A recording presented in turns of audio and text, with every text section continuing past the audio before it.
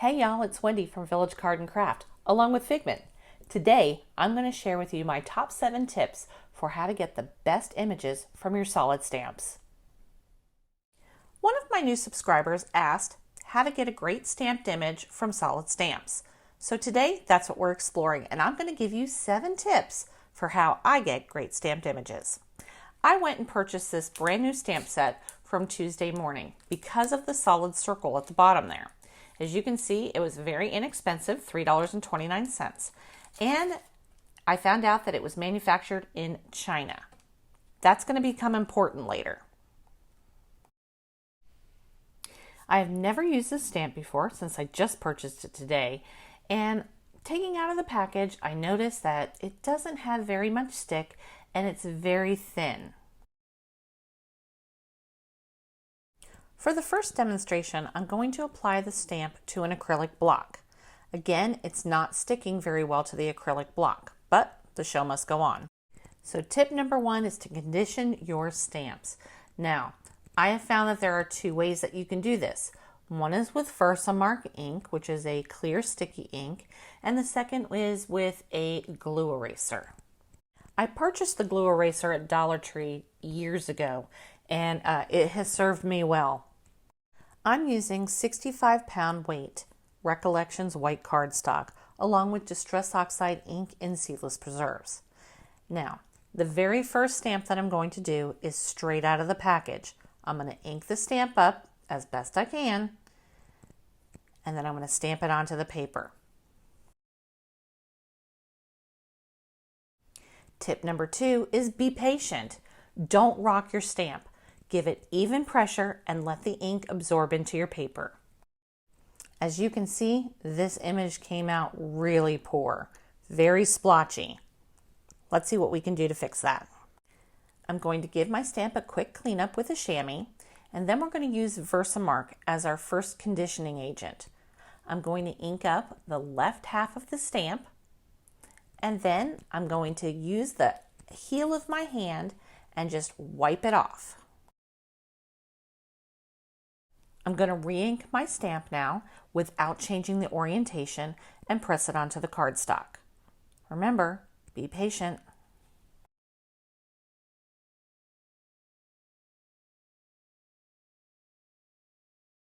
If you find this video helpful or enjoyable in any way, please give me some pixie dust by giving me a thumbs up, subscribing, and ringing that notification bell.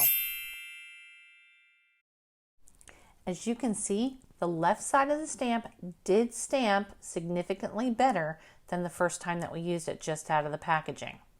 However, it's still not a great image. Although many card makers and stampers tend to use VERSAMARK to condition their stamps, it's not my conditioning agent of choice. I do prefer to use my glue eraser. A quick cleanup of my stamp, and we're going to use the glue eraser to rub the entire surface of the stamp. It does no harm to the stamp. It will make it look a little hazy, and that's perfectly a-okay. When all clear stamps come from the manufacturer, they have some sort of, I don't know, chemical yuck, that's what I call it, all over the face of the stamp, preventing you from getting the clear stamped image that you're looking for. At the beginning of the video, I told you that the stamp wasn't very sticky. You can fix this by using a little temporary adhesive like Tombow. That will hold it onto your acrylic block better. Let's ink up the stamp now and see how it does.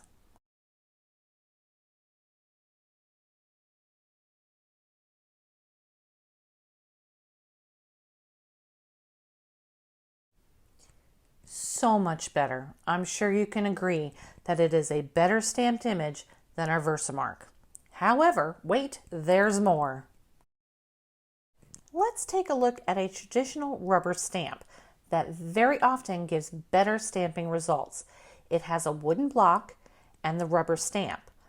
Now the wooden block would be similar to our acrylic block, and the rubber stamp would be similar to our polymer stamp. But there's a center section that is a foam, and that is tip number 3. I'm using my foam mat from my stamp positioner. Now these mats are used for polymer stamping when using those stamp positioners.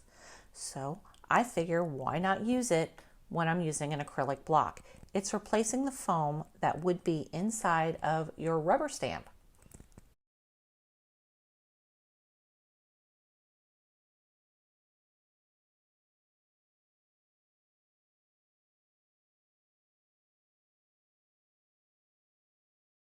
Look at that image. It is far and away better than the other three. Remember, out of the packaging, on the second one was the left side was VERSAMARK conditioning. The third one was using the glue eraser. And the fourth one is the glue eraser plus the foam mat. Made a world of difference. So why is the image still splotchy? Well, that brings me to tip number 4. That is because of the type of ink that I've chosen. In this case, Distress Oxide, which is a hybrid ink made of part pigment and part dye. I do prefer to use VERSAFINE Clear, which I'm going to demonstrate shortly. That's a pigment ink strictly.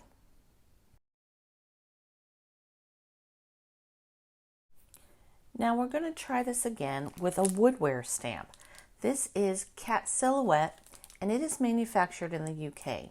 Now I absolutely love WOODWARE stamps. They have a phenomenal price point and excellent quality.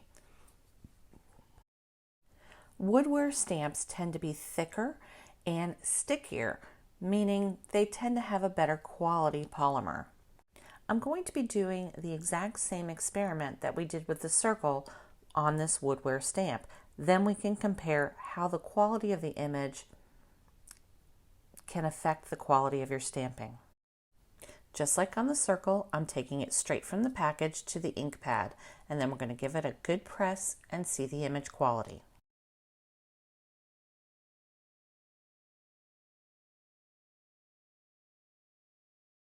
Similar to the circle, it does not give a good impression straight out of the packaging.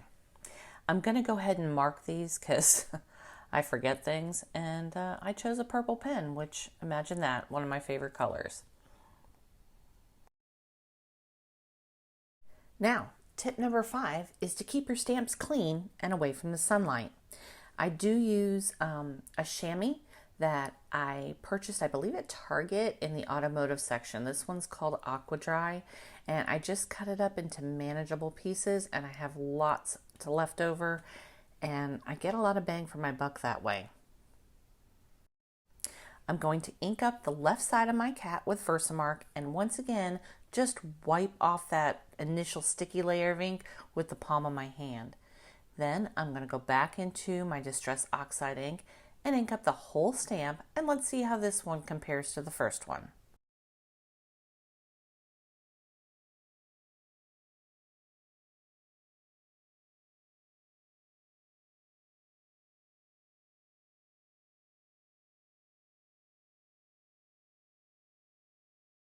Remember to give your stamp good pressure that's consistent across the top. Now, this second stamp does stamp better on the left-hand side. That's with the VERSAMARK. The right-hand side, still not so great.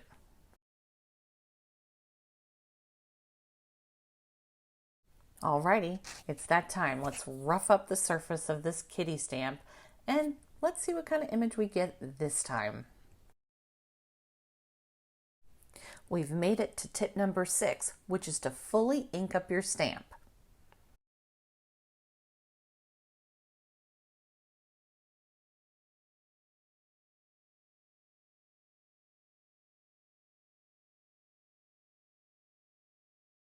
Comparing this image to the first two, there's no comparison. I did have a speck of dirt on my stamp because I didn't fully clean it, and well, it's still a vast improvement. Last but not least, let's try it again using the stamping foam. I think you're going to be surprised.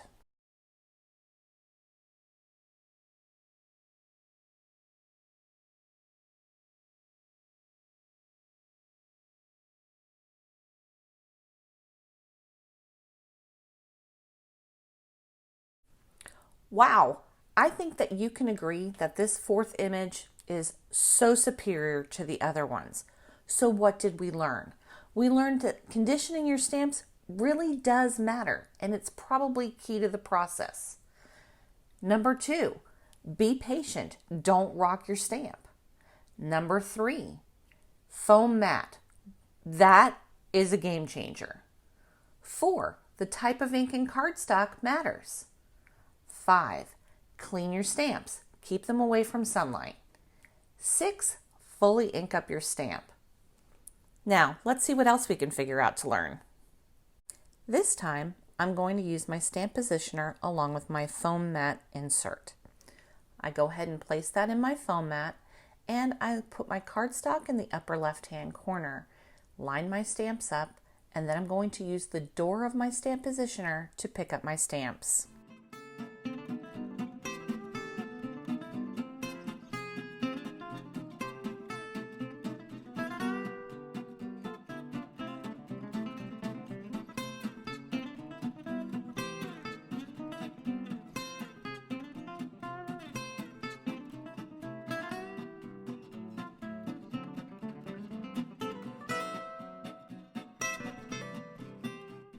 If you prefer, when using a stamp positioner, you can use some low-tack tape on your cardstock to hold it in place.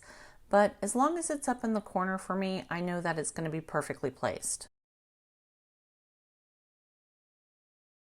As you can see, this didn't come out to be a great stamped first image. However, that's the beauty of a stamp positioner. And tip number 7.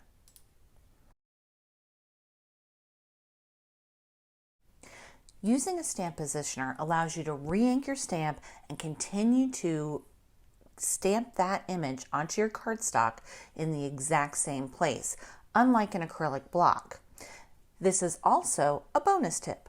Using a stamp positioner will help you to batch cards. If you want to make a lot of the same card, just keep feeding it cardstock.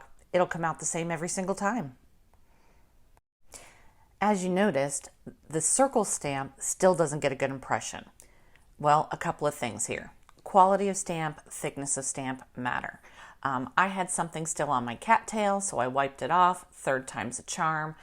I could use something to even out that pressure.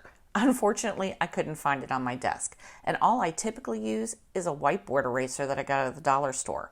That allows me to give it some better pressure. Or I can stand up over top of it and apply my body weight pressure. And that's what I ultimately did.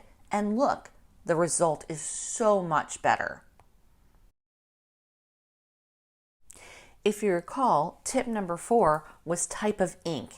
So this time I'm going to ink up the exact same stamps on the exact same cardstock using VERSAFINE ONYX black ink. And wait till you see the difference. This is a pigment ink as opposed to the Distress Oxide, which, if you recall, is a hybrid ink, both pigment and dye.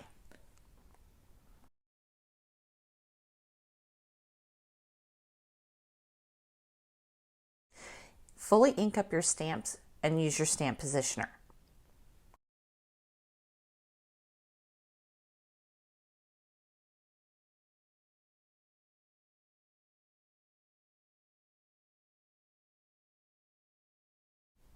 Use good, even pressure across your stamps. And if it doesn't come out the way you like it, do it again.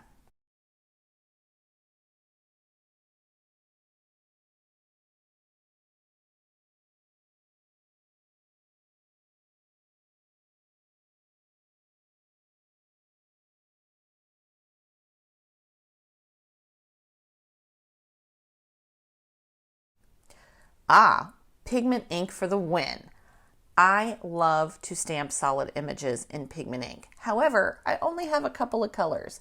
I've just added a few more to my collection, but if you look at the difference between the pigment and the Distress Oxide, you can see there is a difference, but I'm still able to get a clear image out of both. In conclusion, I prefer the higher quality, thicker polymer stamp. Now, you can use what you've got in your stash. I encourage you to use what you have in your stash. You've already made the monetary commitment to purchasing those items and you love them for one reason or another, as do I. I have got a ton of low quality stamps. I've got stamps from the Dollar Tree. They're great. They were $1.25. There's nothing wrong with them. But can I improve the quality of the stamped image?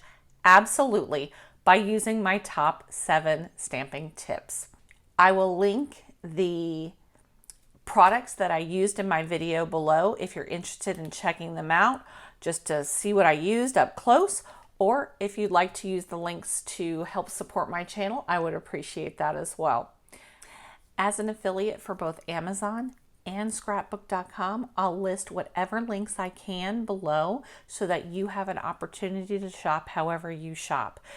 Even if it's just to check out the products to see up close and personal what I actually did use. Sometimes it's a little hard to see those things on camera. Anywho, I just got this. It is the latest Tim Holtz Lost Shadow color, and I'm so excited to use it. I was a little underwhelmed at the beginning, and then when I saw it in action, I couldn't wait to get it. So I haven't used it yet, but I'm going to. And I hope to do that in my next video.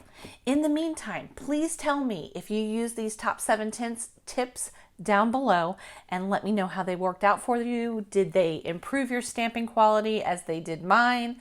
Let me know. Until next time, I'll see you real soon.